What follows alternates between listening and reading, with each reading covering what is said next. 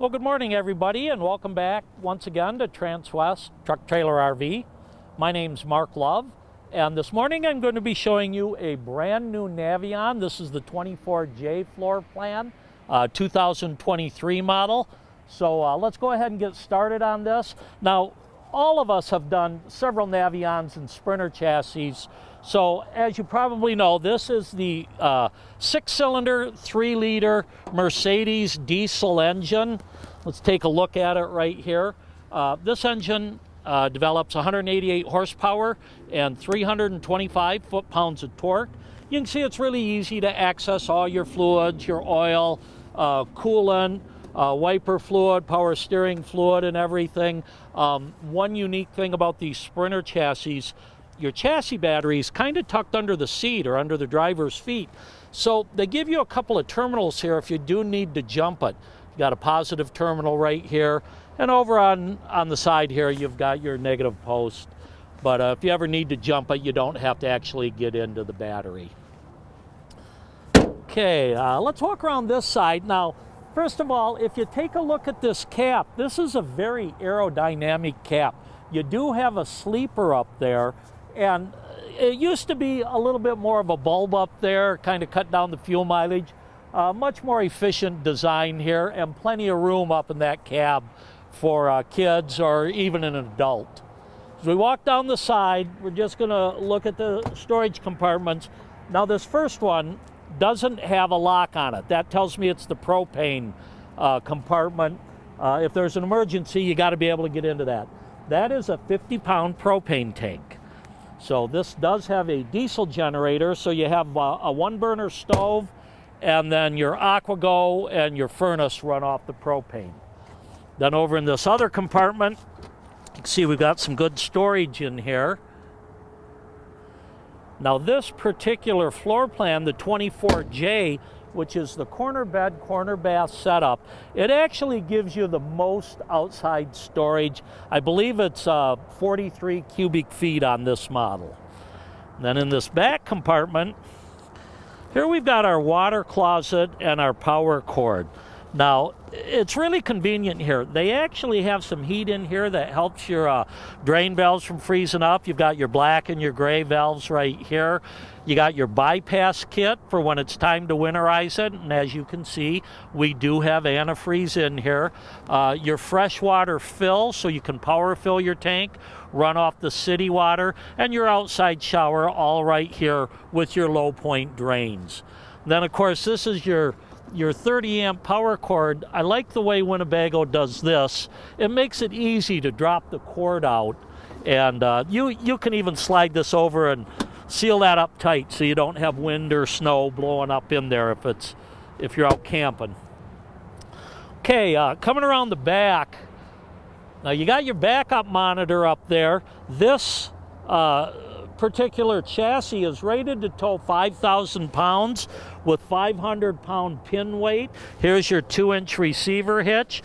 You'll also have your 7-way plug right here. I like the fact that it's got the access ladder for the roof. A lot of people might put a turtle or a cargo carrier up there. Now, you do have two 100-watt solar panels on the roof, so if you're carrying your kayaks or something, you might be covering them up while you're driving. Once you get to your location and take them off, then you have your solar keeping your batteries charged again. Okay, we move around this side. Now, this first compartment is another storage compartment. And then the reason this particular floor plan has more storage than the others is this compartment here. And you can access this from the inside, so I'll show you that when we get in there. And then over here we have our diesel generator. This is a 3.2 kilowatt diesel quiet generator, and it runs off the fuel tank. The nice feature about that is you're not burning your propane. You can stay out longer if you're dry camping.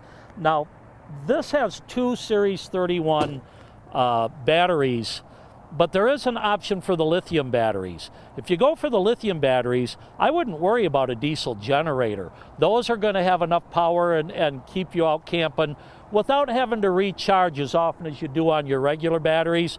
But the old generator with the AGM batteries, tried and true, it's been around for a long time, so this is also a good way to go. We've got our Truma AquaGo. This is our tankless water heater. So pretty much you can take back-to-back showers without having to worry about running out of fresh water. And by the way, this does have a 37-gallon freshwater tank, which is the largest of the Navions.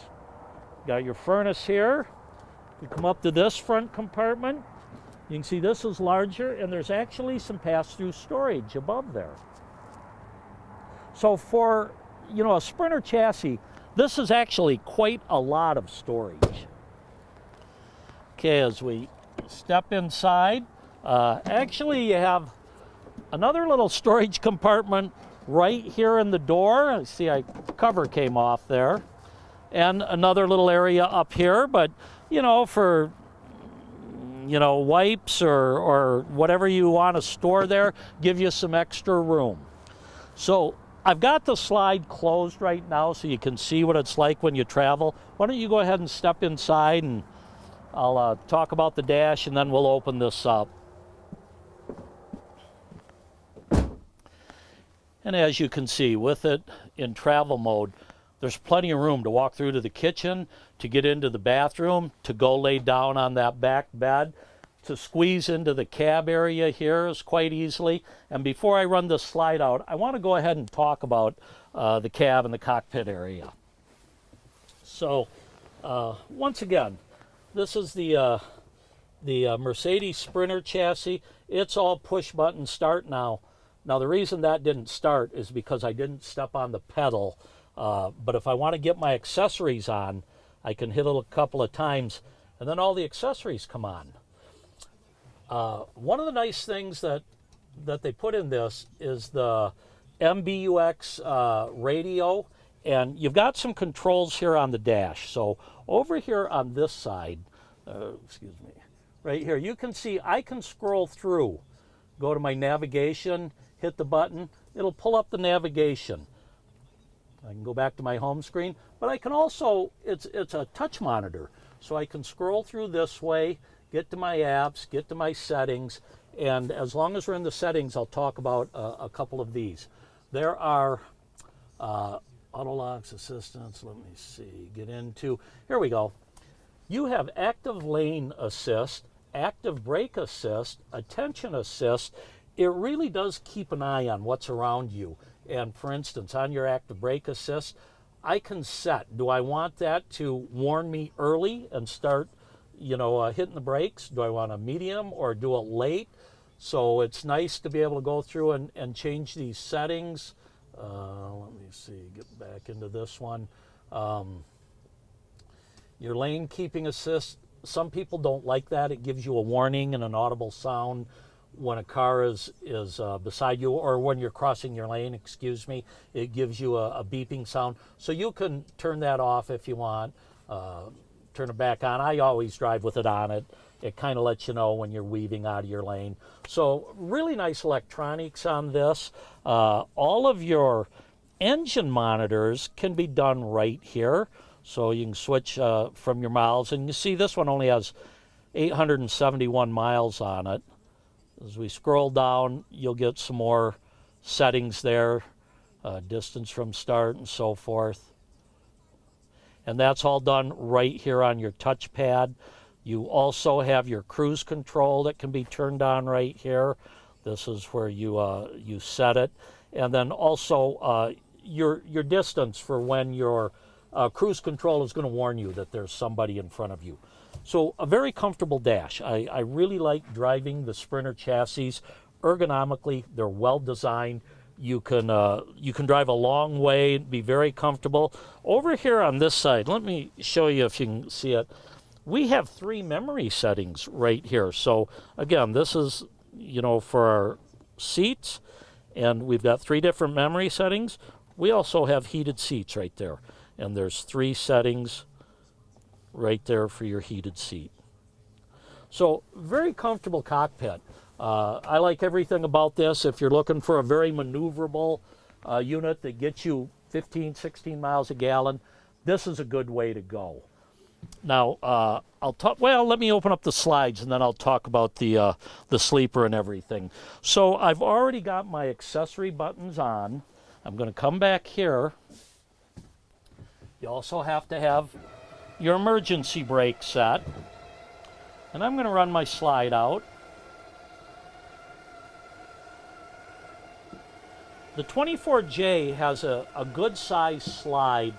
The 24D is actually a little bigger, but I like this J because of the way they designed it. They made some great improvements a few years ago.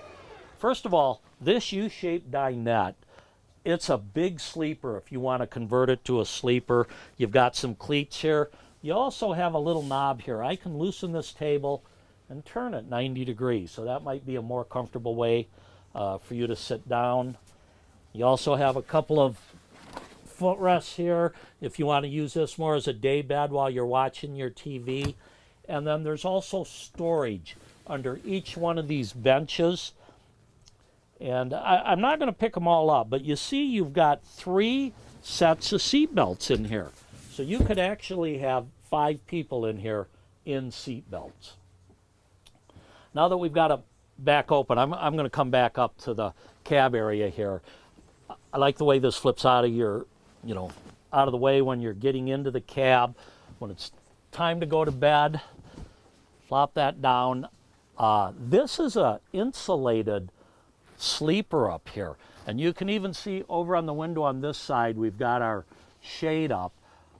A lot of times it's cold sleeping up here. Other manufacturers don't put a lot of insulation in it. Winnebago did a really good job. I like the fact that there's not a window up front. That's a place that's common to get leaks. And also you're going to lose a lot of heat. You can see we've got a couple of 110 outlets up there, a 12-volt outlet, and some USB ports up there also. And then of course a reading light up here also. These happen to be the cushions that I would put on the seat when I spin this seat around. That way your knees aren't up in your chin so much. Okay, let's walk back, and in the kitchen area here, first of all, our TV does pull out and tilt, but you do have some storage back there. You see we've got a DVD player, we've got a rack for paper towels, you've got some storage here for movies or whatever you want, and again, you've got an antenna input. This is prepped for satellite. If you have a satellite dish, you can bring it in here. Over in this compartment, we have a little more storage. You also see we have our generator buttons. This is our inverter switch right here. And we do have 12-volt tank heaters for our holding tank, so it makes it a better coach for the winter. Down below here, we do have 2 burners. One is a true induction, and then we also have a propane burner here. And I think this is a great combination because I really prefer to cook over propane. You can control your heat better, I think, but it's nice to have this induction also. And if you happen to run out of propane, you've still got this one that you can use. We do have a nice stainless steel double sink here, and it's a fairly large sink. Some residential sprayer type fixtures here.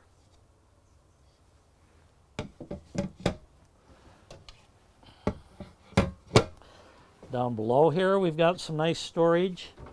You can see that's a wrench for your water filter. This has just a cold water filter. It's not a whole house filter, but it filters your drinking water for you.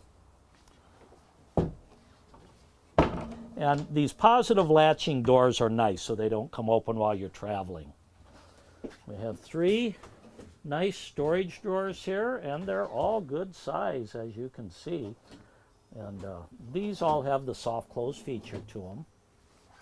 Across from the kitchen, like I say, we already talked about the U-shaped dinette with storage down below. We've also got some storage compartments up here. And then all of the windows here have the MCD day-night shades. Now, I've got the day shade down, but I could open that up. Dual pane windows here, which is another great feature if you're doing any winter camping. And then when it's nighttime and time to have the blackout shades, you just pull that up. So you've got that feature on all your windows, and you do have some blackout shades for the cab area. Okay, moving back here in the middle a little more. Got our convection microwave. We also have some pantry storage here. You have 4 pull-out drawers. And then over here, we actually have a little wardrobe area. You can see there's a bar up there for hanging clothes. And what you're seeing down there is your owner's manuals. In that box, you've got some sewer hose and your microwave plate and some other accessories. And then there's one more good-sized drawer down here. So you can see for a 25-foot 6-inch motorhome, you've actually got a lot of storage in here. Okay, this is one of the improvements that I think they made, this maybe 5 years ago or so, but they took the sink out of the bathroom and they put it out here. So you do get some storage under here. It's not a real large sink, but you'll see why it helps when I open this bathroom door. We also have a medicine cabinet over here.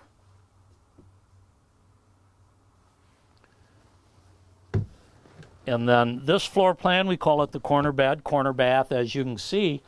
But it gives you enough room in the bathroom to give you a little bit larger shower. Now, when the sink was in here in the corner, it really made it crowded, and this bathroom had to kind of extend out a little more. And as you can see, here in your shower, this is a bar for, hanging clothes when you travel. But you've got the skylight, so somebody that's 6'2", 6'3" can at least get in here and take a shower. So it's big enough for a small motorhome. It's really got a practical, usable bathroom in it. Another kind of cool feature is the shower door here. This squeegees the water off as you close it. And you don't have to worry about it flopping open and back and forth while you're driving. Okay. Let's talk about the refrigerator a little bit. We do have a 10 cubic foot. This is a compressor refrigerator.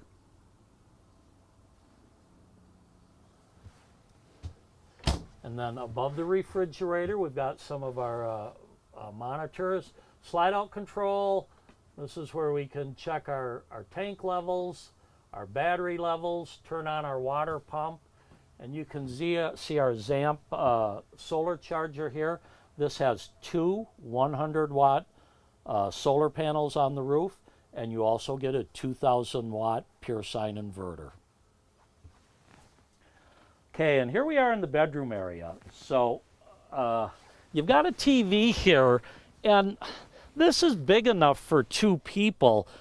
I think a lot of adults end up one sleeping here and maybe in the overhead or on the bed area. But it is roomy enough for 2 people. And like I say, we've got the day-night shades throughout. That was a day. I can open this up, open the window if we want to get a breeze coming through here. Again, these are acrylic dual pane windows, great insulation. Overhead here, we've got a couple of storage cabinets.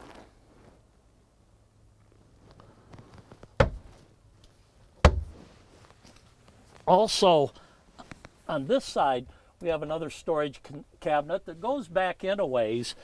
But we've got a couple of little pull-down trays here. So maybe for your cell phone, for your books, things like that. You have one on each side. You have a couple of reading lights, USB ports up there. So very well thought out for a small coach. You got a 12-volt receptacle, some 110s, some more USB ports over here. So plenty of room to charge your phone or your small electronic devices and so forth. You do have a nice privacy curtain here. Now in a 25-foot motorhome, there's not going to be a lot of privacy, but at least they won't see you. So Let me see, padded ceiling, and this is a nice feature because it not only gives you more insulation, but it helps deaden the sound also. Very easy to clean off if a kid should shake up a pop can or something and open it. Easy to clean up there. So once again, this is a 2023 Navion 24J floor plan. My name's Mark Love. You know, Happy New Year to everybody. The RV business is still very strong. We have a lot of inventory now, both new and used. So if you're interested in this coach or any of our coaches, please reach out to me. I think you can see my number on the screen. Best way to get a hold of me is probably by my cell phone, 970-631-0083. And like always, folks, drive careful when you're out there. Happy trails, and we will see you next time.